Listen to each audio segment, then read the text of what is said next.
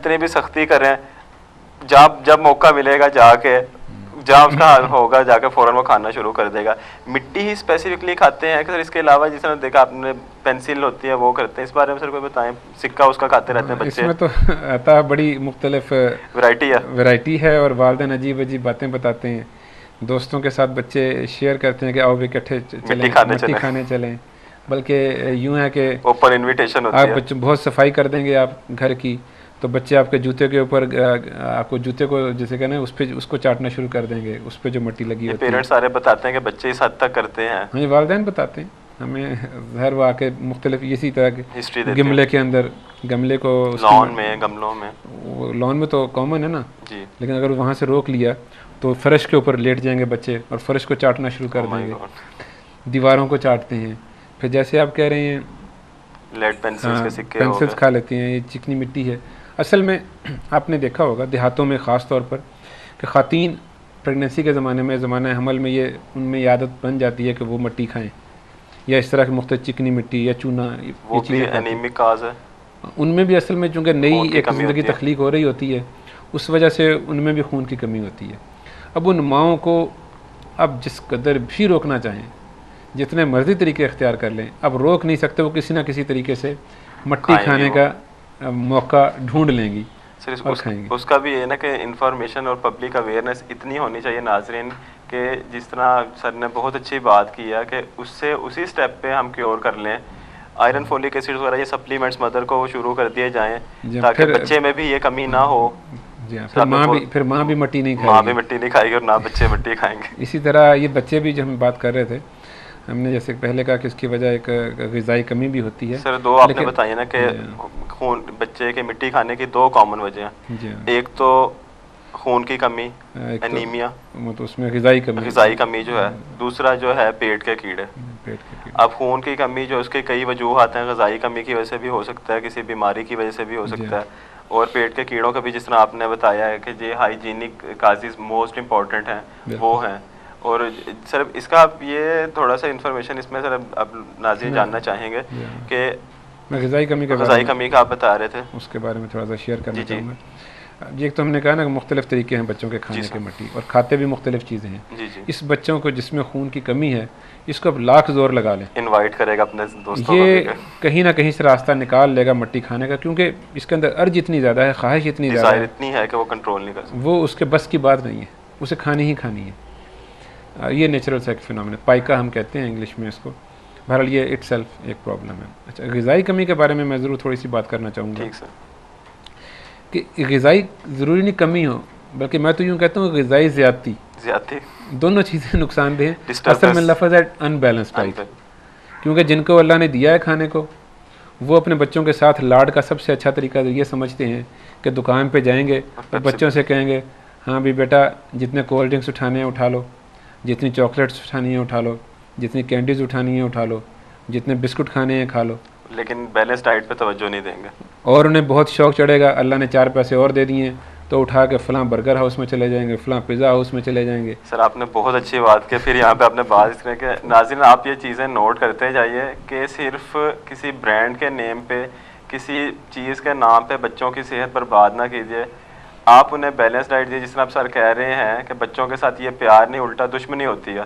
Sir जिस तरह आपने पहले प्रोग्राम में एक बताया था कि पेप्सी और ये कोला ड्रिंक्स हैं, बेवरेजेस हैं, ये कितने हार्मफुल हैं बच्चों के लिए।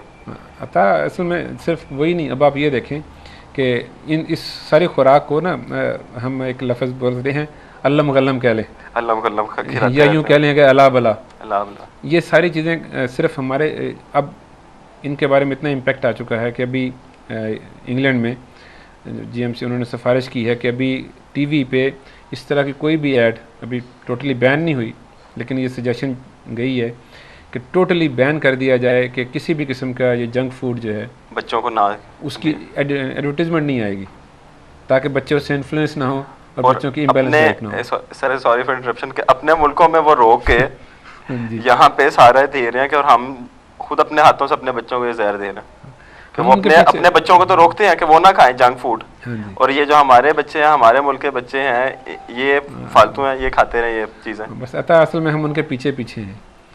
हमारे दीन ने हमें कहा था कि बच्चों का हक है कि 2 साल तक माँ का दूध पिए। बिल्कुल। हमें उन्होंने आके कहा नहीं जी पाउडर का दूध अच्छा है, हम उनके पीछे लग गए और पाउडर का दूध पिलाना शुरू कर दिया, ब्रेस्ट फीडिंग छोड़ दी जिसमें बच्चे को भी बीमारियां, माँ को भी बीमारियां। अब जब वो लोग तंग हुए तो अब उन्होंने देखा कि नहीं माँ का दूध पिलाना चाहिए और माओ ने वहाँ दूध पिलाना छोड़ दिया। अब जो उन्होंने उसके नुकसानात देखे, अब वो वहाँ पे लाखों करोड़ों खर्च कर रहे हैं कि माएँ अपना दूध पिलाएं। अब हमें भी वो हमारे पास आते हैं, अब हम आदि हो गए हैं पाउडर का दूध पिलाने के, तो अब हमें वो आगे बताते हैं कहाँ के हमें हमारे दीन ने बताया था और हम उन्हें कहते भी अल्लाह का हुक्म है। सर जिस तरह आपने शुरू में कहा था ना कि दीन को छोड़ दिया ना, तो इसी वजह से मसले खड़े हो रहे हैं। तो वरना अब वो हमें बताते हैं कि माँ का दूध पिलाओ, तो अब हम पिला रहे हैं। इसी तरह ये जंक फूड है, उन्होंने ला के हमें दिया, हमने खाना शुरू कर दिया, अब वो कह रहे हैं कि नहीं खाओ, तो अब हमें भी अकल आ जाएगी, अब हमारे की बात कहेंगे फिर अब छोड़ेंगे, फिर हमें समझ में आएगी कि हम जी नहीं खाना चाहिए। अच्छा, हम शेयर कर रहे थे कि ग़िज़ा में इस बेसिकली अनबैलेंस का प्रॉब्लम है। जिसके पास नहीं है उसके पास तो नहीं मजबूरी है उसकी, लेकिन जिसके पास है उसका भी मसला ये है कि वो बैलेंस डाइट नहीं लेता डाइट तो ले रहा है लेकिन बैलेंस तो नहीं है, बैलेंस नहीं ले रहा। ठीक है, तो ये सबसे बड़ा मसला है। बैलेंस में हम क्या कहते हैं, बैलेंस वो डाइट है जिसमें दो चीज़ें ज़रूरी हैं। वैसे तो टोटल 3 चीज़ें हैं लेकिन 2 चीज़ें उसमें मस्ट है। एक तो एक प्रोटीन हो, उसमें दूसरा है कार्बोहाइड्रेट हो। सही, उसकी वैल्यू या उसकी ताकत बढ़ाने के लिए हम साथ फैट्स ऐड करते हैं। प्रोटीन में क्या है सर, प्रोटीन को जरा ना आप नाज़रीन की सहूलत के लिए मतलब इसे उर्दू में वैसे तो लहमियात कहते हैं, नहीं सर वो बता दें कि किस खुराक में शामिल होगी, गोश्त में, अंडे, सर वो आप गरीब से गरीब आदमी जो दाल खा सकता है। अब दालें हर किस्म की very good source of protein.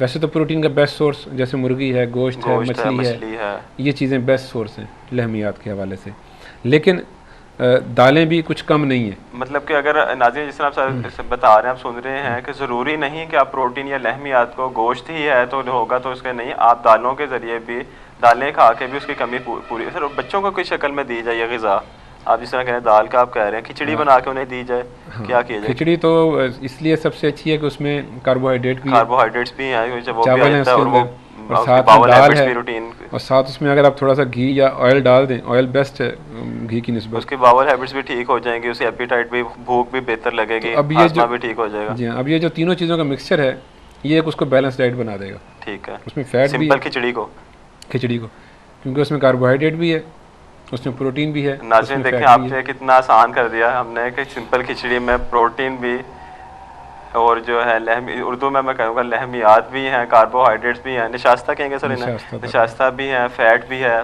Fat को चिकनाई बोल रहे हैं। तो ये आप एक थोड़ी सी तवज्जो से, मेहनत से बच्चों को बैलेंस डाइट दे सकते हैं, उनकी हाइजीनिक कंडीशंस को इम्प्रूव करके बहुत सी बीमारियों से बता सकते हैं। जी सर, अब यहाँ पर जो असकाम, यहाँ पे जो खेल है या यहाँ पे जो फनकारी है, वो यहाँ पर माँ का रोल है कि माँ कितनी स्ट्रगल करती है बच्चे के साथ। अगर तो अब एक ही चीज़ बच्चा बार बार नहीं खाएगा, बिल्कुल, अब वो दाल की कितनी डिशें बना सकती है, शक्ल चेंज करके, इसी तरह गोश्त की कितनी बना सकती है, खिचड़ी को कितनी मुख्तलिफ फॉर्म्स में बना सकती है। अब यहाँ पर माँ का इम्तिहान है, उसका कमाल है। अब माँ जितनी मुख्तलिफ वैरायटी इन चीज़ों में बना लेगी, उतना ही बच्चों को वो ज़्यादा से ज़्यादा अच्छा खिला पिला सकती है। जैसे मैं कई दफ़ा कहती हूँ बच्चे फ्रूट नहीं खाते हैं, तो आराम से अगर बच्चे को चाट, उसकी वो जो फ्रूट चाट बना दी जाए तो बच्चे अक्सर खा लेते हैं। कस्टर्ड में डाल के खिला ली जाए। दूसरी चीज़ के बच्चा खेल खेल में खाता है, बच्चा कभी बड़ों की तरह हाथ धो के तैयार होकर खाने के लिए इतनी मेहनत से नहीं बैठेगा।